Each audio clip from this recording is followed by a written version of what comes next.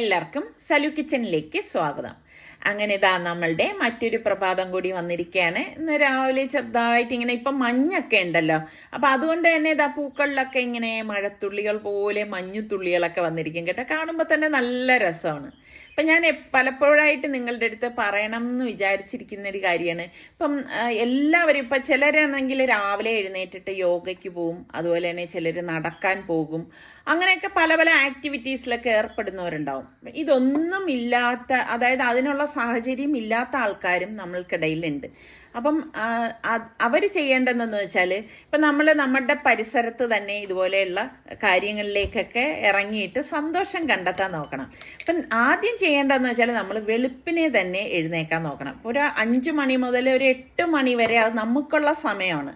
അപ്പം പിന്നെയുള്ള സമയം എന്ന് പറഞ്ഞു കഴിഞ്ഞാൽ നമ്മൾ പല ജോലികളിൽ ഏർപ്പെടും. അതുപോലെ തന്നെ നമ്മുടെ വീട്ടിൽ ചിലപ്പോൾ ആരെങ്കിലും കിടന്നു വരും, അതല്ലെങ്കിൽ നമ്മളുടേതായിട്ടുള്ള ജോലിക്കൊക്കെ പുറത്തേക്ക് പോകും. അതൊന്നും നമ്മളുടെ ടൈമായിട്ട് നമുക്ക് കണക്കൂട്ടാൻ പറ്റത്തില്ല. പക്ഷെ നിങ്ങൾ രാവിലെ 5 മണിക്കൊന്ന് എഴുന്നേറ്റ് നോക്കിയേ കുറച്ച് സമയം നിങ്ങൾ നിങ്ങൾക്കായിട്ടൊന്ന് നീക്കി വെക്കണം. ഞാൻ എല്ലാ വീഡിയോയിലും പറയുന്നതാണ്, മിക്കവാറും ഞാൻ പറയും നിങ്ങൾക്കായിട്ട് കുറച്ച് സമയം ഒന്ന് നീക്കി വെക്കണം. അത് രാവിലെ ആണെങ്കിൽ വളരെ നല്ലതാണ്. അപ്പം ഞാൻ ഇങ്ങനെയൊക്കെ പറയുമ്പോൾ ചിലർ പറയും കേട്ടോ, ഇത്ത പറയുമ്പോഴേക്ക് രാവിലെ എഴുന്നേക്കണം എന്നൊക്കെ തോന്നും, പക്ഷെ മടി കാരണം പറ്റത്തില്ല എന്ന്. ഒരു കാര്യവും നമ്മൾ നാളത്തേക്ക് വെക്കരുത് കേട്ടോ. നാളെ ആവട്ടെ, നാളെ അത് ചെയ്യാം, അങ്ങനെ വന്നു കഴിഞ്ഞാൽ നമ്മൾ എവിടെ എത്തത്തില്ല. നമ്മളത് ഇപ്പം മുതൽ, ഈ നിമിഷം മുതൽ നമ്മൾ നമ്മുടെ മടിയൊക്കെ മാറ്റി വെച്ച് നല്ല ഉഷാറോട് കൂടിയിട്ടൊക്കെ ഓരോ കാര്യങ്ങൾ ചെയ്യാൻ നോക്കണം. അപ്പോഴേ നമുക്ക് നമ്മളുടെ ജീവിതത്തിൽ എന്തെങ്കിലുമൊക്കെ അർത്ഥങ്ങൾ ഉണ്ടാവത്തുള്ളൂ. അപ്പൊ ഇങ്ങനെ ചെയ്യാത്തവരാണെങ്കിൽ, നിങ്ങൾ മടി പിടിച്ചിരിക്കുന്നവരാണെങ്കിൽ നിങ്ങൾ ഒരു കാര്യം ചെയ്യൂ. നാളെ രാവിലെ 5 മണിയാവുമ്പോഴേക്ക് എഴുന്നേറ്റ് ഇതുപോലെ നിങ്ങൾക്ക് സന്തോഷം നൽകുന്ന കുറച്ച് കാര്യങ്ങളൊക്കെ ചെയ്യും. അപ്പോഴും ചിലർ പറയും കേട്ടോ, വീട്ടിൽ മറ്റംഗങ്ങളുണ്ട്, അപ്പം അതുകൊണ്ട് തന്നെ എനിക്ക് എൻ്റെതായിട്ടുള്ള കാര്യങ്ങൾ ചെയ്യാൻ പറ്റുന്നില്ല എന്നൊക്കെ ഇങ്ങനെ പരിഭവവും പരാതിയും ഒക്കെ പറയുന്നവരും നമുക്കിടയിലുണ്ട്. പക്ഷെ അതൊന്നും കണക്കാക്കണ്ട. കാരണം 5 മണി എന്ന് പറയുന്നത് അത് നമ്മുടെ സമയമാണ്. അപ്പം നമ്മൾ രാവിലെ തന്നെ എഴുന്നേറ്റ് നമ്മളുടെ പ്രാർത്ഥനയും കാര്യങ്ങളും ഒക്കെ കഴിഞ്ഞ ശേഷം കുറച്ച് നേരം, ഒരു അരമണിക്കൂറെങ്കിലും നമ്മൾ നമുക്കായിട്ട് എടുക്കുന്നതിൽ ഒരു തെറ്റുണ്ടെന്ന് എനിക്ക് തോന്നുന്നില്ല. നിങ്ങൾക്ക് എന്ത് തോന്നുന്നു? അങ്ങനെയൊക്കെ വേണ്ടേ ജീവിക്കാൻ? എപ്പോഴും നമ്മൾ അല്ലാതെ മറ്റുള്ളവർക്ക് വേണ്ടിയിട്ട് ജീവിക്കുന്നതോടൊപ്പം നമ്മൾ നമ്മളുടെ മനസ്സിനെയും സന്തോഷപ്പെടുത്തണം. അപ്പം നമ്മളുടെ മനസ്സ് നല്ല സന്തോഷവും നല്ല ഒരു മനസ്സിന് നല്ലൊരു ബലവും ഒക്കെ ഉണ്ടെങ്കിൽ മാത്രമേ നമ്മളുടെ ശരീരത്തിനും ഒരു സുഖം ഉണ്ടാവത്തുള്ളൂ. അപ്പോൾ പെട്ടെന്നുള്ള അസുഖമൊന്നും നമ്മളെ കയറി പിടിക്കുകയോ അങ്ങനെ ഒന്നും ഉണ്ടാവത്തില്ല. ഇപ്പം എപ്പോഴും നിങ്ങൾ നോക്കിയിട്ടുണ്ടോ, നമ്മുടെ ശരീരമൊക്കെ എപ്പോഴും വല്ലാതെ ഒരു അവസ്ഥയിലേക്ക് വരുന്നെങ്കിൽ അവരുടെ മനസ്സിൽ എന്തോ കാര്യമായിട്ട് സംഭവിച്ചിട്ടുണ്ട് എന്നുള്ളതാണ് ഞാൻ മനസ്സിലാക്കിയത് കേട്ടോ. ശരിയാണെങ്കിൽ നിങ്ങളൊന്ന് പറയണം. ഇനി ജോലിയൊക്കെ ഉള്ളവരാണെങ്കിൽ അവരുടെ കാര്യമൊന്നും പറയാൻ വേണ്ട കേട്ടോ. കാരണം വീട്ടിലെ കാര്യങ്ങളും എല്ലാം കഴിഞ്ഞ് അവർ ജോലിക്ക് പോയി. ഞാൻ ഈ അടുത്ത കണ്ടൊരു കാഴ്ചയാണ് കേട്ടോ. ഞാനിങ്ങനെ ഒരു സ്ഥലത്തുനിന്ന് നടന്നു വരുമ്പോഴേക്ക് എനിക്കറിയുന്ന ഒരു ബാങ്ക് ഉദ്യോഗസ്ഥയാണ് കേട്ടോ. അവരുടെ കയ്യിൽ ഒരു കിറ്റ് ഉണ്ട്, വീട്ടിലത്തേക്കുള്ള സാധനങ്ങൾ, വെജിറ്റബിൾസ് ഏതാണ്ട് വാങ്ങിയിട്ട് അവരിങ്ങനെ ആബ്സെന്റ് മൈൻഡായിട്ട് എൻ്റെ ഫ്രണ്ടിൽ കൂടി അങ്ങനെ കടന്നുപോയി കേട്ടോ. അവര് പരിസരത്ത് അറിയുന്നില്ല ഇങ്ങനെ മറ്റു വ്യക്തികൾ നടന്നു പോകുന്നൊന്നും അവർ കാണുന്നില്ല. അവർ ആ നോട്ടം കാണുമ്പോൾ തന്നെ മനസ്സിലാവും. അപ്പോഴേക്കും ഞാൻ വിചാരിച്ചു അവരെന്തോ ഒരു സ്ട്രെസ്സിലാണ് നടന്നു പോകുന്നത്. കാരണം അപ്പോൾ ഉള്ള അവരുടെ ചിന്തകൾ ചിലപ്പോൾ പലതായിരിക്കാം. ചിലപ്പം ഓഫീസിൽ അല്ലെങ്കിൽ ബാങ്കിൽ തന്നെ പല പ്രശ്നങ്ങളായിരിക്കാം. അതല്ലെങ്കിൽ ഇനി വീട്ടിൽ ചെന്നിട്ടുള്ള ആ ഒരു കാര്യത്തെ ഓർത്തുള്ള ആകുലതയായിരിക്കാം. അപ്പം ഇങ്ങനെയൊക്കെയുള്ള പല കാര്യങ്ങളുണ്ട്. ഇപ്പം നമ്മൾ കാണുന്നത് പോലെ ലൈഫ് എന്ന് പറയണത് അത്ര എളുപ്പമല്ല. പക്ഷെ അത് നല്ല രീതിയിൽ നമ്മൾ അതിൻ്റെതായ രീതിയിൽ കൊണ്ടുപോയി കഴിഞ്ഞാൽ എല്ലാം നമുക്ക് ചെയ്ത് തീർക്കാവുന്ന കാര്യങ്ങളേ ഉള്ളൂ. ഒരുപാട് അങ്ങ് വിഷമിക്കേണ്ടേയും അല്ലാതെ ഭയങ്കര സ്ട്രെസ് എടുക്കേണ്ടതൊന്നും കാര്യമില്ല. ഇപ്പം എൻ്റെ കാര്യം എടുക്കുകയാണെങ്കിൽ ഞാൻ ഇതുപോലെ രാവിലെയാണ്, ഞാൻ പറഞ്ഞില്ലേ, എല്ലാ എൻ്റെതായിട്ടുള്ള കാര്യങ്ങളും പ്രാർത്ഥനയും ഒക്കെ കഴിഞ്ഞ ശേഷം വന്നിട്ട് ഞാൻ ഇതുപോലെയുള്ള എപ്പോഴും നമ്മുടെ വീട് വൃത്തിയായിട്ട് ഇരിക്കണമെങ്കിൽ നമ്മൾ മെയിനായിട്ട് ഇരിക്കേണ്ട 2 സ്ഥലമാണുള്ളത് അല്ലേ. ഒന്ന് ഈ സിറ്റിംഗ്, അതായത് ഹാളും സിറ്റിംഗ് റൂമും, പിന്നെ ഉള്ളത് അടുക്കളയാണ്. അപ്പം ഇത് രണ്ടും നല്ല നീറ്റായിട്ട് വെക്കാനായിട്ട് നോക്കി. ഇത് രണ്ട് എല്ലായിടവും നീറ്റ് അല്ല എന്നല്ല അതിൻ്റെ അർത്ഥം. മെയിനായിട്ട് ഇത് രണ്ട് ഞാൻ നീറ്റാക്കി വെക്കാനായിട്ട് നോക്കും. അപ്പം എപ്പോഴും നമ്മൾ ഈ പ്രത്യേകിച്ച് ഇപ്പം സനമോളൊക്കെ ഉള്ളത് കൊണ്ട് ഞാൻ എന്നും ഇപ്പം ഞാൻ പറയുന്നുണ്ട്, എനിക്ക് കൈവേദന ആയതുകൊണ്ട് ഞാനൊരു കുട്ടിയെ വെച്ചിട്ടുണ്ട്. പക്ഷെ എന്നും ഒന്നും വരത്തില്ല, കാരണം എനിക്ക് എന്നും ഇവിടെ അവരുടെ പണിയുടെ ആവശ്യമില്ല. അപ്പൊ അവര് വരാത്ത ദിവസങ്ങളിൽ ഞാൻ തന്നെ ഇതുപോലെ ഒന്ന് എല്ലായിടവും ഒന്ന് ക്ലീൻ ചെയ്യും. നമ്മളിവിടെ എല്ലാം ഒന്ന് തൂത്ത് നല്ല വൃത്തി ഒന്ന് തുടച്ച് വാക്യൂം ചെയ്തൊക്കെ ഒന്ന് ക്ലീൻ ആക്കി വെക്കും. കാര്യം നമ്മുടെ കണ്ണി കാണാത്ത കാര്യങ്ങളൊക്കെ സനമോള് വന്ന് ഇങ്ങനെ എടുക്കും കേട്ടോ. ഞാൻ തന്നെ അതിശയിച്ചിട്ടുണ്ട് ഇത് എങ്ങനെ കണ്ട് പിടിക്കുന്നു എന്ന്. കുഞ്ഞുങ്ങളൊക്കെ ഉള്ളവർക്ക് മനസ്സിലാവും. അപ്പം അവരതെടുത്ത് വായി വെക്കാതിരിക്കണമെങ്കിലൊക്കെ നമ്മളെപ്പോഴും നമ്മളുടെ കുട്ടി വരുന്ന സ്ഥലങ്ങളെല്ലാം ഒന്ന് നീറ്റാക്കി വെക്കണം. അപ്പോൾ സനമോള് എഴുന്നേറ്റ് വരുന്നതിന് മുൻപ് തന്നെ ഇവിടെ എല്ലാം ഞാനൊന്ന് ക്ലീൻ ചെയ്ത് വെക്കും. പിന്നെ നമുക്ക് ഇപ്പൊ കൊച്ചു കുഞ്ഞുങ്ങളൊക്കെ ആവുമ്പോൾ എപ്പോഴും നമുക്ക് അവരുടെ മേളിൽ ഒരു നോട്ടം ആവശ്യമാണ്. കാരണം കണ്ണ് തെറ്റുമ്പോഴായിരിക്കും അവർ ഓരോ കാര്യങ്ങൾ ചെയ്യണത്. അതുകൊണ്ടാണ് എപ്പോഴും ഞാനിവിടെ ഫാബിമോളുടെ അടുത്തും പറയും, സനമോളെ ഒന്ന് ശ്രദ്ധിച്ചേക്കണം. കാരണം എപ്പോഴും ഇപ്പൊ എനിക്കോ നിസാർക്കോ ഇങ്ങനെ ഫുള്ള് മോളെ ഇങ്ങനെ നോക്കി നിൽക്കാൻ പറ്റില്ലല്ലോ. നമുക്ക് എന്തെങ്കിലും അശ്രദ്ധയിൽ നമ്മൾ നമ്മളുടേതായിട്ടുള്ള ജോലികളിലേക്ക് പോകുമ്പോഴേക്കും ഞാൻ പറയും വളരെ ശ്രദ്ധിച്ചു വേണം നോക്കാം. എനിക്ക് ഭയങ്കര പേടിയാണ് കേട്ടാ. കുഞ്ഞുങ്ങൾ എന്തെങ്കിലും എടുത്ത് വായിയിടോ അല്ലെങ്കിൽ എവിടെയെങ്കിലും ഇപ്പൊ സ്റ്റെപ്പിൽ കയറിയിട്ട് മറിഞ്ഞു വീഴോ എന്നൊക്കെ ഉള്ളൊരു ഭയം ഉണ്ടാവുമല്ലോ. അപ്പൊ നമ്മളെപ്പോഴും കുഞ്ഞുങ്ങളെ ആ ഒരു രീതിയിൽ തന്നെ കെയർ ചെയ്യാനും നോക്കണം. ഇപ്പൊ നമ്മള് സ്ത്രീകളുടെ കാര്യമൊക്കെ എടുത്തു കഴിഞ്ഞാല് ലീവ് എടുക്കാൻ പറ്റാത്ത മേഖല ആരുടേതെന്ന് ചോദിച്ചാൽ സ്ത്രീകളുടെ എന്നേ പറയാൻ പറ്റത്തുള്ളൂ. ഞാൻ പറയുന്നത് നിങ്ങൾക്ക് ശരിയാണെങ്കിൽ തീർച്ചയായിട്ടും നിങ്ങൾ കമന്റ് ചെയ്യാം കേട്ടോ. കാരണം എപ്പോഴും എന്നും നമ്മൾക്ക് പണികളുണ്ടാവും, ഒരു ജോലി അല്ലെങ്കിൽ മറ്റൊരു ജോലി. പക്ഷെ എൻ്റെ ഒരു അഭിപ്രായത്തിലെന്ന് പറഞ്ഞു കഴിഞ്ഞാൽ ആണുങ്ങളും നമ്മളുടെ കൂടെയുള്ള ആണുങ്ങളും കൂടെയുള്ള ഭാര്യയോ അല്ലെങ്കിൽ മകളെയോ ഒക്കെ സഹായിക്കണം. അതല്ലേ അതിൻ്റെ ഒരു ശരി. അപ്പം നമ്മളുടെ ജോലി ഭാരമൊക്കെ നമുക്ക് അങ്ങനെ ഭാരമായിട്ട് തോന്നത്തില്ല. പിന്നെ ഏതൊരു ജോലി എടുത്തു കഴിഞ്ഞാലും അത് നമ്മൾ ആസ്വദിച്ച് ചെയ്യാനായിട്ട് നോക്കണം. അല്ലാതെ ഇത് എനിക്ക് ഭയങ്കര പണിയാണ്, ഇത് ജോലിയാണ് എന്നൊക്കെ വിചാരിക്കുമ്പോഴാണ് പ്രശ്നം വരുന്നത്. പിന്നെ നമ്മൾ ആരെടുത്തും പരിഭവവും പരാതിയും ഒന്നും പറയാതെ നമ്മളിൽ സന്തോഷവും കണ്ടെത്തിയൊക്കെ ജോലി ചെയ്ത് തീർക്കുകയാണെങ്കിൽ പിന്നെ അവിടെ വേറെ ബുദ്ധിമുട്ടിന്റെ കാര്യമൊന്നും വരുന്നില്ല കേട്ടോ. അപ്പോൾ ഞാൻ പറഞ്ഞു വന്നപ്പോഴേക്ക് ഇതേ നിസാർക്ക് ഇന്നിപ്പോൾ കുറച്ച് ലേറ്റ് ആയിട്ടുണ്ട് പള്ളിയിൽ നിന്ന് വരാനായിട്ട്. ചില സമയങ്ങളിൽ നിസാർക്ക് ഇങ്ങനെയാണ് കേട്ടോ, പള്ളി കഴിഞ്ഞിട്ട് ഇപ്പോൾ കുറച്ച് ലേറ്റ് ആയിട്ടൊക്കെയാണ് പള്ളിയിൽ നിന്ന് വരുന്നത്. അപ്പോൾ പറയും കൂടുതൽ സമയം അവിടെ ഓതിക്കൊണ്ടിരുന്ന് അതല്ലെങ്കിൽ എവിടെയെങ്കിലും ആരെങ്കിലും കാണാൻ പോകും എന്നൊക്കെ പറയും. അപ്പോൾ എന്തായാലും ഇപ്പോൾ വന്നിട്ടുണ്ട്. അപ്പം ഞാൻ ചായ ഇട്ട കൂട്ടത്തിൽ തന്നെ നിസാറിക്കൊക്കെ ചായ ഇട്ട് വെച്ചിട്ടുണ്ടായിരുന്നു. കാരണം ഏത് സമയത്ത് വരും എന്ന് അറിയത്തില്ലല്ലോ. സത്യം പറഞ്ഞാൽ എനിക്കിങ്ങനെ ഈ ചായ റെഡിയാക്കി വെക്കുന്നതിന് വലിയ ഇഷ്ടമില്ല കേട്ടാ. അങ്ങനെ വയ്ക്കാനുള്ള കാര്യം എന്ന് പറഞ്ഞാൽ ചില സമയം ഞാൻ കുടിച്ചുകൊണ്ടിരിക്കുമ്പോഴായിരിക്കും നിസാർക്ക് എത്തുന്നത്. അപ്പം അതുകൊണ്ട് ഇപ്പോൾ വരുമല്ലോ എന്നുള്ള പ്രതീക്ഷയിലാണ് ഞാൻ നിസാർക്കൊക്കെ ചായ എടുത്തത്. പിന്നെ ജസ്റ്റ് അതൊന്ന് ചൂടാക്കി കൊണ്ടുവന്ന് കൊടുത്തു. എനിക്ക് ഇങ്ങനെ ഈ ഫ്രഷ് ആയിട്ട് കുടിക്കുന്നതാണ് ഇഷ്ടം. അപ്പം ഈ ഒരു സമയത്താണ് ഞങ്ങൾ ഇങ്ങനെ കാര്യങ്ങളൊക്കെ പറഞ്ഞ് സംസാരിച്ചൊക്കെ ഇരിക്കുന്നത്. നിസാർക്ക് ഒരറ്റത്ത് പേപ്പർ വായിക്കും, എന്നാലും എനിക്ക് പറയാനുള്ള കാര്യങ്ങളും സംസാരിക്കാനുള്ളതും ഒക്കെ ഈ സമയമാണ് ഞാൻ തിരഞ്ഞെടുക്കുന്നത്. അപ്പം നിങ്ങളിൽ എത്ര പേര് ഇങ്ങനെയൊക്കെ ഇരുന്ന് സംസാരിക്കാറുണ്ട്? പിന്നെ ഞാൻ കിച്ചണിലേക്ക് വന്നു. അപ്പം ഇന്നലത്തെ മട്ടൻ കറി കുറച്ച് ബാക്കിയുണ്ടായിരുന്നു. അപ്പം ഞാൻ വിചാരിച്ചു ശരി എന്നാൽ അതിന് പറ്റിയൊരു ഐറ്റം ഉണ്ടാക്കാമെന്ന് കരുതി. അങ്ങനെ ഇപ്പം എന്ന് രാവിലെ ആകുമ്പോൾ നമ്മൾ വീട്ടമ്മമാർക്കാണ് ഭയങ്കര കൺഫ്യൂഷൻ അല്ലേ, ഇന്ന് എന്തുണ്ടാക്കും. അതേസമയം നമ്മളിപ്പം അപ്പത്തിനോ അല്ലെങ്കിൽ ഇഡലിക്കോ ദോശയ്ക്കോ ഒക്കെ അരച്ച് വെച്ചിരിക്കുകയാണെങ്കിൽ നമുക്ക് ആ ഒരു ടെൻഷൻ ഇല്ല. അപ്പം ഇപ്പം ഞാൻ കുറച്ചധികമായി കേട്ടോ നമ്മളുടെ ഇഡലിയും ദോശയൊക്കെ ഉണ്ടാക്കിയിട്ട്. അപ്പം ഞാൻ വിചാരിച്ചു ശരി സലൂന് ഇഷ്ടമുള്ള ഒരു ഐറ്റമാണ് പത്തിരി എന്ന് പറയുന്നത്. എനിക്കാണെങ്കിൽ നമ്മുടെ ഒറട്ടി ഉണ്ടല്ലോ, തേങ്ങയൊക്കെ ഇട്ടെടുക്കുന്ന ഒറട്ടി ഭയങ്കര ഇഷ്ടമാണ്. അപ്പം ഞാൻ വിചാരിച്ചു ഞാൻ എപ്പോഴും എന്നെക്കാളേറെ ഞാൻ നമ്മുടെ ചുറ്റിനുമുള്ളവരുടെ സന്തോഷം കണ്ടെത്താൻ ശ്രമിക്കുന്ന ഒരാളാണ്. അപ്പം അവന് ഇഷ്ടമുള്ളത് ഉണ്ടാക്കി കൊടുക്കാമെന്ന് വിചാരിച്ചിട്ടാണ് ഞാൻ പിന്നെ വിചാരിച്ച് പത്തിരി ആക്കാമെന്ന് കരുതി. ഇപ്പം നിസാർക്കാക്കും പത്തിരിയോടാണ് ഇഷ്ടം കൂടുതൽ. അപ്പം ഞാൻ ഇന്നിപ്പം നമ്മളുടെ പ്രോസസ്സറൊന്നും എടുത്തില്ല, അല്ലാതെ തന്നെ അങ്ങ് കുഴച്ചെടുക്കുകയാണ് ചെയ്തത്. ഞാനിപ്പം ഈ പറഞ്ഞ മാതിരി ചില ദിവസങ്ങളിൽ ഇങ്ങനെയാണ്, ഓരോ മൂഡ് അനുസരിച്ചാണ് ഓരോ കാര്യങ്ങളൊക്കെ ചെയ്തു തീർക്കുന്നത്. അപ്പം ഞാൻ നേരത്തെ പറഞ്ഞതുപോലെ അടുക്കളയൊക്കെ ആണെങ്കിൽ നമ്മൾ ജോലി ഇപ്പം രാവിലത്തെ ബ്രേക്ക്ഫാസ്റ്റ് ഉണ്ടാക്കുന്നതിനോടൊപ്പം തന്നെ ഞാനിപ്പം ചായക്കെടുത്ത പാത്രമാണെങ്കിൽ അത് അപ്പോഴേ അങ്ങ് കഴുകി മാറ്റി വെക്കും. അപ്പം അങ്ങനെയൊക്കെ ചെയ്യുമ്പോഴേക്ക് നമുക്ക് അടുക്കള എപ്പോഴും നീറ്റായിരിക്കുമ്പോൾ ഉള്ള സംഭവം എന്തെന്ന് പറഞ്ഞാൽ നമുക്ക് അടുത്ത് ജോലി ചെയ്യാൻ നല്ല എനർജി കിട്ടും.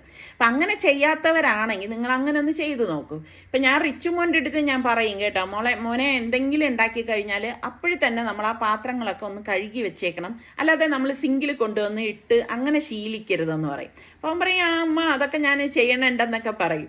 അപ്പം ഇപ്പോഴല്ലേ അവൻ പ്രത്യേകമായി ഒറ്റയ്ക്കായിട്ട് താമസിക്കുന്നത്. അപ്പം നമ്മൾ അവരെ ഒറ്റയ്ക്കാണെങ്കിലും കാര്യങ്ങൾ പറഞ്ഞൊക്കെ കൊടുക്കണം. അങ്ങനെ പറഞ്ഞു കൊടുക്കുമ്പോഴേക്ക് പിന്നെ അവർ ഈ പറഞ്ഞ മാതിരി കാര്യങ്ങളെല്ലാം പഠിച്ചു വരികയും ചെയ്യും. ഇവിടെ തന്നെ സൽമാന് അവധിയുള്ള സമയമാണെങ്കിൽ ഞാൻ പറയും ഫാബിമോള ഹെൽപ്പ് ചെയ്യണം, എന്തെങ്കിലും കുഞ്ഞിനെ എടുക്കുന്ന കേസൊക്കെ ആണെങ്കിൽ ഞാൻ പറയും. അല്ലാതെ നമ്മളിപ്പം അവരെ ആണുങ്ങളല്ലേ, അവരിതൊന്നും ചെയ്യണ്ട, ആ ഒരു രീതി തെറ്റാണ് കേട്ടോ. എപ്പോഴും ഭാര്യമാരെ സഹായിക്കുന്നത് കൊണ്ട് യാതൊരു കുഴപ്പമില്ല, അതിലൊന്നും ഒരു നാണക്കേടും ഇല്ലെന്നേ. അങ്ങനെ വിചാരിക്കുന്നതാണ് തെറ്റെന്നാണ് എൻ്റെ ഒരു അഭിപ്രായം. നിങ്ങളുടെ അഭിപ്രായം കൂടി നിങ്ങൾക്ക് പറയാം കേട്ടോ. ഇപ്പം നമുക്ക് നല്ല ഒരു അടുക്കും ചിട്ടയും അതൊക്കെ ഉണ്ടെങ്കിൽ മാത്രമേ നമ്മളുടെ മക്കളും അങ്ങനെ തന്നെ വരത്തുള്ളൂ. അപ്പം നമ്മളിൽ നിന്ന് കാണുന്നതല്ലേ അവർ പഠിച്ചു വരുന്നത്. അപ്പം നമ്മളത് പ്രത്യേകിച്ച് ഒരു കുഞ്ഞൊക്കെ വീട്ടിൽ വളർന്നു വരുമ്പോഴേക്ക് നമ്മളുടെ വാക്കുകൾ പോലും നമ്മൾ സൂക്ഷിച്ച് കൈകാര്യം ചെയ്ത് വേണം, ശ്രദ്ധയോടെ വേണം നമ്മൾ ഓരോ കാര്യങ്ങൾ ചെയ്യാൻ. പറഞ്ഞ കാര്യം നിങ്ങൾക്ക് മനസ്സിലായി. കാരണം കൊച്ചു കുഞ്ഞുങ്ങളാകുമ്പോൾ പെട്ടെന്ന് ഓരോ കാര്യങ്ങൾ ക്യാച്ച് ചെയ്യാനുള്ള കഴിവുള്ളവരാണ്. അപ്പോൾ അവർക്ക് നല്ല നല്ല കാര്യങ്ങൾ പറഞ്ഞു കൊടുത്ത് അവരെ നമ്മൾ വളർത്തിക്കൊണ്ട് വരണം. പലരും എൻ്റെ അടുത്ത് ഇത്താടെ പാരൻറ്റിങ്ങിനെ കുറിച്ച് പറയാമെന്നൊക്കെ ഒരുപാട് പേര് എൻ്റെ അടുത്ത് ഇങ്ങനെ പലപ്പോഴായിട്ട് ചോദിക്കാറുണ്ടായിരുന്നു കേട്ടോ.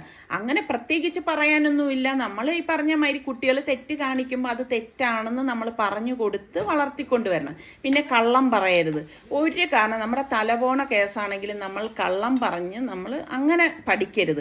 അതൊക്കെ നമ്മുടെ ജീവിതത്തിൽ പിന്നെ അതൊരു ബുദ്ധിമുട്ടായിട്ട് വരും. അപ്പം എപ്പോഴും നമ്മൾ നല്ല കാര്യങ്ങൾ നല്ല രീതിക്ക് എടുത്ത് തന്നെ പഠിക്കണം. ഇതൊക്കെ നമ്മൾ ചെറുപ്പത്തിൽ മക്കളെ വളർത്തുമ്പം എളുപ്പമൊന്നും അല്ല കേട്ടാ. ഭയങ്കര നമുക്ക് അന്നേരം നമ്മൾ നല്ല എഫേർട്ട് എടുക്കണം. എങ്കിൽ മാത്രമേ നമുക്ക് നാളത്തെ നല്ല പൗരന്മാരെയും അല്ലെങ്കിൽ നല്ല ഒരു എന്താ പറയണേ, സ്ത്രീകളാവുമ്പോൾ എന്തു പറയും, പൗരത്തി എന്ന് പറയൂ എനിക്കറിയില്ല കേട്ടാ. ആ നാളത്തെ നല്ലൊരു തലമുറയെ വളർത്തിയെടുക്കാനായിട്ട് പറ്റത്തുള്ളൂ. അപ്പം അങ്ങനെയൊക്കെയുള്ള കാര്യങ്ങൾ നമ്മൾ ശ്രദ്ധിക്കണം. അപ്പം അതാ നമ്മൾ ഭക്ഷണം കഴിക്കാനായിട്ടിരുന്നു, നമ്മുടെ സനമോളയും ദേ കൂട്ടത്തിൽ കൊണ്ടുവന്ന് ഇങ്ങനെ ഇരുത്തും. ടേബിൾ മാനേഴ്സൊക്കെ നമ്മൾ പ്രത്യേകം കുട്ടികളെ പഠിപ്പിക്കേണ്ട കാര്യമാണ്. ഒരു ടേബിളിൽ വന്നിരുന്നാൽ എങ്ങനെ കഴിക്കണം, എങ്ങനെ പെരുമാറണം, അതൊക്കെ വെരി വെരി ഇമ്പോർട്ടൻ്റ് ആണ്. എത്ര നിസ്സാരം എന്ന് പറഞ്ഞാലും അത് നിസ്സാരമല്ല കേട്ടോ. അപ്പം അതൊക്കെ നമ്മൾ കുഞ്ഞുങ്ങളെയൊക്കെ ഇങ്ങനെ ഇരുത്തി പഠിപ്പിക്കുമ്പോൾ അവർ താനേ പഠിച്ചോളും. ഇപ്പൊ സനമോള് ഒരുങ്ങിയിരിക്കുന്ന എന്തെന്നറിയാവോ, നമ്മള് എല്ലാ വാക്സിനും നമ്മൾ ജനിച്ചപ്പം ആ ദിവസങ്ങളിൽ കഴിഞ്ഞിട്ടുള്ള സംഭവങ്ങളെല്ലാം എടുത്തത് ഗവൺമെന്റ് ഹോസ്പിറ്റലിലാണ്. അപ്പോൾ ഈ അടുത്ത് ഞാൻ ഈ പത്രത്തിൽ വായിച്ചു മീസിൽസിന് ഗവൺമെന്റിൽ ഇല്ലാന്ന്, അതായത് മുണ്ടിനീരിന്. ഇപ്പം സനമോൾക്ക് ഇപ്പം ഈ അടുത്ത് വാക്സിൻ കഴിഞ്ഞതാണല്ലോ. അപ്പോൾ എനിക്ക് ഒരു ഭയം വന്നു. അങ്ങനെ ഞങ്ങളുടെ ഒരു ഫ്രണ്ട് ഉണ്ട് കേട്ടോ, പീഡിയാട്രിഷ്യൻ. അപ്പോൾ ആ ഡോക്ടറിനെ വിളിച്ച് ചോദിച്ചപ്പോഴേക്ക് പറഞ്ഞു അങ്ങനെയാണെങ്കിൽ ഇപ്പം പ്രൈവറ്റിൽ പോയിട്ട് അത് വേണമെങ്കിൽ എടുക്കാമെന്ന് പറഞ്ഞു. അപ്പം ഞങ്ങൾ വിചാരിച്ചു അങ്ങനെയാണെങ്കിൽ സനമോളയും കൊണ്ട് അവിടെ പോയിട്ട് ആ വാക്സിൻ എടുക്കാമല്ലോ. അപ്പം അങ്ങനെ ഹോസ്പിറ്റലിൽ വിളിച്ചപ്പോൾ അവർ പറഞ്ഞതെന്ന് വെച്ചാൽ ഡോക്ടർ അപ്പോയിൻമെന്റ് എടുത്തിട്ട് വേണം ആ വാക്സിൻ എടുക്കാൻ പോകാനുള്ളതെന്ന് പറഞ്ഞു. സനമോള് എന്ത് സ്റ്റൈലായിട്ട് ഒരുങ്ങിയിരിക്കുന്നത് നോക്കിക്കേ. അവൾക്കിങ്ങനെ ഒരുങ്ങിയൊക്കെ ഇരിക്കാൻ ഭയങ്കര ഇഷ്ടമാണ് കേട്ടാ. പല ടൈപ്പിലുള്ള കൂളിംഗ് ഗ്ലാസ് ഷാജീനെയും കൊണ്ടുവന്ന് കൊടുത്തിട്ടുണ്ട് അവൾക്ക്. അപ്പൊ അതിങ്ങനെ ഓരോ പ്രാവശ്യം വെച്ച് പോക്കാണ് അവളുടെ ഒരു ജോലി. അപ്പൊ ആ വെളിയിലൊക്കെ പോകുന്നോണ്ട് ഭയങ്കര സന്തോഷത്തിൽ നിൽക്കുന്നുണ്ട്. പക്ഷെ വാക്സിൻ എടുക്കാൻ പോണത് പാവത്തിന് അറിയത്തില്ലല്ലോ. വലിയ സന്തോഷത്തിൽ ഇരിക്കുകയാണ് കേട്ടോ.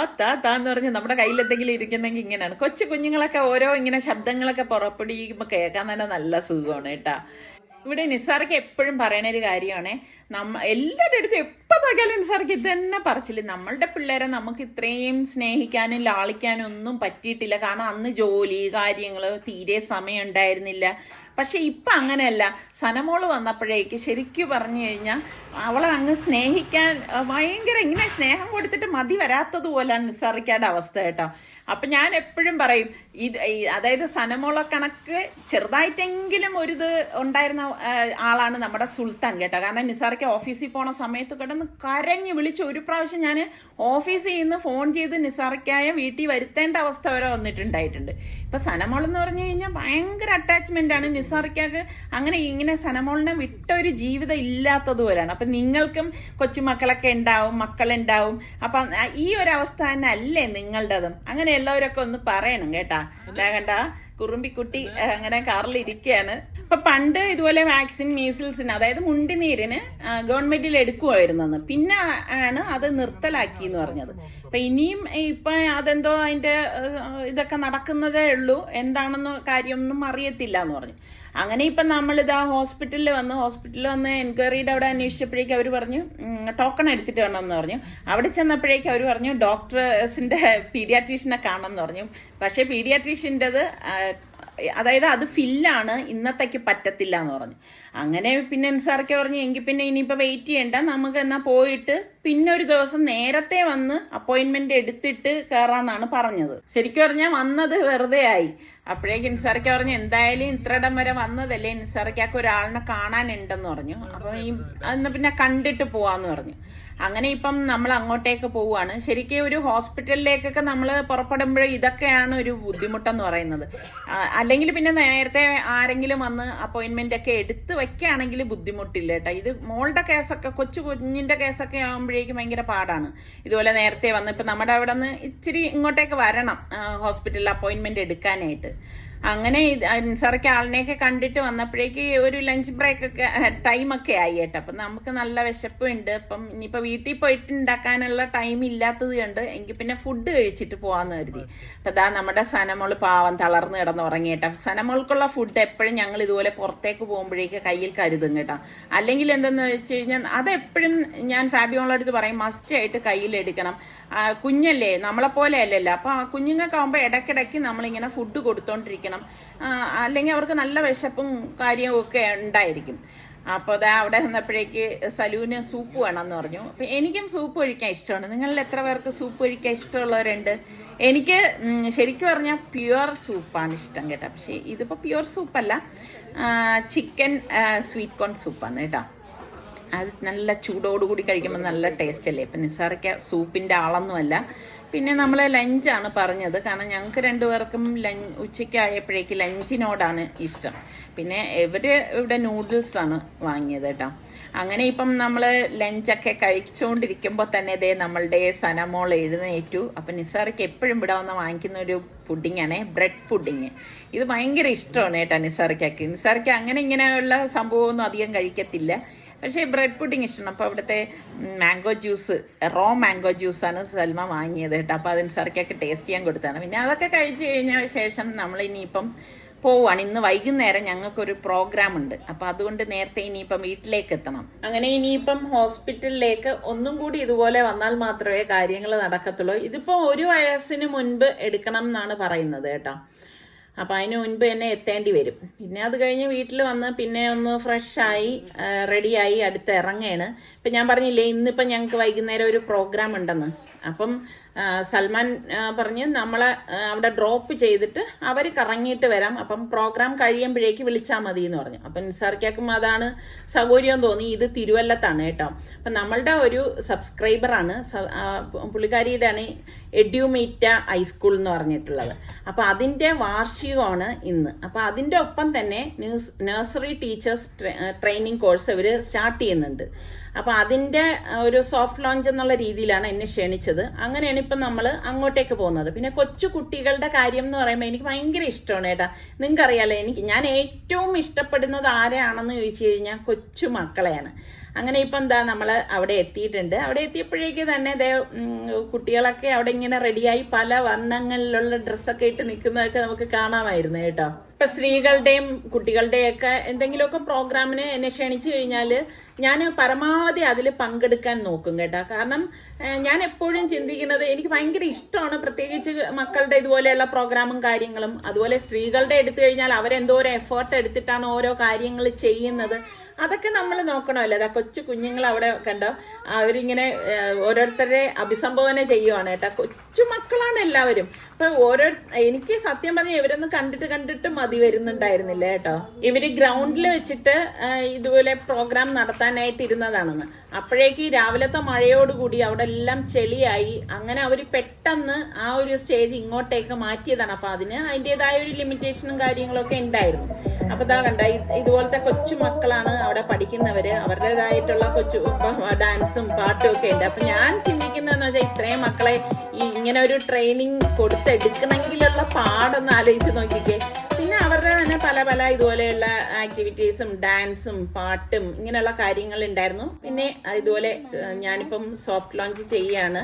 അപ്പം എന്തായാലും അവർക്ക് ഇനിയും ഇനിയും വലിയ വലിയ ഉയരങ്ങളിലേക്ക് എത്തട്ടെ എന്ന് ഞാൻ ആത്മാർത്ഥമായിട്ട് പ്രാർത്ഥിക്കുകയാണ്. എന്നിട്ട് ഞാൻ ഇപ്പൊ നിസാർക്ക് പറഞ്ഞ അപ്പൊ കഴിഞ്ഞല്ലോ, അപ്പൊ നമുക്ക് പോവാന്ന് പറഞ്ഞപ്പോഴേക്കും ഞാൻ പറഞ്ഞു കുറച്ചു നേരം ആ കുഞ്ഞുങ്ങളുടെ ഡാൻസ് ഒന്ന് കണ്ടിട്ട് പോവാന്ന് പറഞ്ഞു. അങ്ങനെ അപ്പം നിസാർക്ക് പറഞ്ഞെങ്കിലും ഞാൻ നിസ്കരിച്ചിട്ട് വരാമെന്ന് എഴുതി നിസാർക്ക് തൊട്ടടുത്ത പള്ളിയിൽ പോയി. അപ്പോഴേക്ക് ഇതാ ഇവിടെ കൊച്ചു മക്കൾ ഇതാ ഡ്രസ്സിലൊക്കെ കണ്ട അതിനകത്ത് തന്നെ ലൈറ്റൊക്കെ ഇട്ടിട്ടാണ് കേട്ടോ. കാണുമ്പോൾ തന്നെ നല്ല ഭംഗിയുണ്ട്. ശരിക്കും പൂമ്പാറ്റകളെ പോലെയാണ് കുഞ്ഞുങ്ങൾ എന്ന് പറയുന്നത് അല്ലേ. അപ്പൊ ഇതിനിടയിൽ സൽമാൻ നമ്മളെ വിളിക്കുന്നുണ്ടായിരുന്നു. അപ്പൊ ഞങ്ങൾ പറഞ്ഞു പ്രോഗ്രാം കഴിഞ്ഞിട്ടില്ല സലു എന്ന് ഇങ്ങനെ പറഞ്ഞു. അപ്പം നിസാർക്ക് വന്നു കഴിഞ്ഞപ്പോഴേക്ക് പിന്നെ സലു വിളിച്ചപ്പോഴേക്ക് ഞങ്ങൾ പറഞ്ഞു എങ്കിൽ പിന്നെ പുറപ്പെട്ടോളൂ, ഞങ്ങളിതാ ഇറങ്ങി എന്ന് പറഞ്ഞു. അങ്ങനെ ഇപ്പം നമ്മൾ നേരെ പോവാണ്. അപ്പൊ നമ്മുടെ സനമോള് വണ്ടിയിലിരുന്ന് ഇങ്ങനെ ഓരോ കാര്യങ്ങൾ കുറച്ചു നേരം നമ്മളെ കണ്ടില്ലല്ലോ. അപ്പൊ നിസാറിക്ക് അടുത്ത് ഭയങ്കര കാര്യമായിട്ട് എന്തൊക്കെയാ ഹാ ഹൂ ഹൂ എന്നൊക്കെ പറഞ്ഞ വർത്തമാനമൊക്കെ പറയുന്നുണ്ടായിരുന്നു കേട്ടാ. പിന്നെ അവിടെ നിന്ന് നേരെ സലു ഞങ്ങളെ ഇവിടെ അടുത്തൊരു സ്ഥലത്തേക്ക് കൊണ്ടുവന്നതാണ്. വാപ്പക്ക് ഇഷ്ടമുള്ള ഒരു കാര്യം വാങ്ങിച്ചു തരാൻ വേണ്ടിയിട്ടാണ് ഇവിടെ വന്നതെന്ന് പറഞ്ഞു. ഞാൻ പറയുന്നുണ്ട് സലു മധുരമുള്ള എന്തെങ്കിലും ആണോ എങ്കിൽ വേണ്ടാന്ന് പറഞ്ഞു. ഇല്ല ഉമ്മ വെയിറ്റ് ചെയ്യ് എന്നൊക്കെ പറഞ്ഞിട്ട് ഈ സലുവിന് ഇങ്ങനെയാണ് കേട്ടോ. എന്ത് കാര്യം എടുത്താലും ഭയങ്കര ഒരു സർപ്രൈസ് ഉണ്ടാക്കി എന്തു പറയാൻ അതില് കൊളാക്കണ ആളാണ് നമ്മുടെ സലു. അവൻ വലിയ രീതിയിൽ സർപ്രൈസ് ആയിട്ട് കൊണ്ടുവരും കേട്ടാ. പക്ഷെ അതിന് നമ്മള് ആ കാര്യം പറഞ്ഞു വെക്കുമ്പം അതങ്ങ് അവന്റെ സർപ്രൈസ് അങ്ങ് പോവാൻ ചെയ്യും. അങ്ങനെ ദേ ഇതാണ് നിസാർക്കാക്ക് സലു വാങ്ങിക്കൊടുത്തത്. അപ്പൊ പറഞ്ഞു ഉമ്മ ഇവിടെ കഴിച്ചു നോക്കെന്ന് പറഞ്ഞു. അപ്പൊ ഞാൻ പറഞ്ഞു ഇനിയിപ്പോ അധികം ഓർഡർ കൊടുക്കേണ്ട സലുവേ, ഇത് മാത്രം മതി നമുക്കെന്ന് പറഞ്ഞു. അതിൽ നിന്ന് കുറച്ച് നമ്മുടെ സനമോൾക്ക് എടുത്തു കൊടുക്കാൻ കേട്ടാ. ഭയങ്കര ടേസ്റ്റ് ആയിട്ടുള്ള സംഭവം കേട്ടാ. അപ്പം അവരും സലു കഴിച്ചില്ല കേട്ടോ, അത് പറയണമല്ലോ. പിന്നെ ഇവിടുത്തെ ഒരു സ്പെഷ്യൽ ടീ ഒക്കെ കുടിച്ച് ഞങ്ങൾ ഇതാ ഇറങ്ങി. അപ്പൊ ഇതാണ് നമ്മളുടെ ഇന്നത്തെ ദിവസം എന്ന് പറയുന്നത്. അപ്പൊ നിങ്ങൾക്ക് ഇഷ്ടപ്പെടുകയാണെങ്കിൽ ലൈക്ക് ചെയ്യണം. പിന്നെ ഞാൻ ചോദിച്ചതിനൊക്കെ ഉത്തരം നിങ്ങളൊന്ന് കമന്റ് ചെയ്യണം. എങ്കിലല്ലേ എനിക്ക് അറിയാൻ പറ്റത്തുള്ളൂ എത്ര പേർക്ക് ഞാൻ പറഞ്ഞ കാര്യങ്ങളൊക്കെ മനസ്സിലായി എന്നുള്ളത്. അപ്പൊ ഇനി നേരെ വീട്ടിൽ പോകണം, നിസ്കരിക്കണം, കയറി കിടന്ന് ഉറങ്ങണം. അപ്പൊ ഇത്രയൊക്കെ തന്നെയുള്ളൂ. അടുത്ത് നമുക്ക് നല്ല റെസിപ്പി വ്ളോഗായിട്ടൊക്കെ കാണാം. അതുവരെയൊക്കെ എല്ലാവർക്കും ബൈ.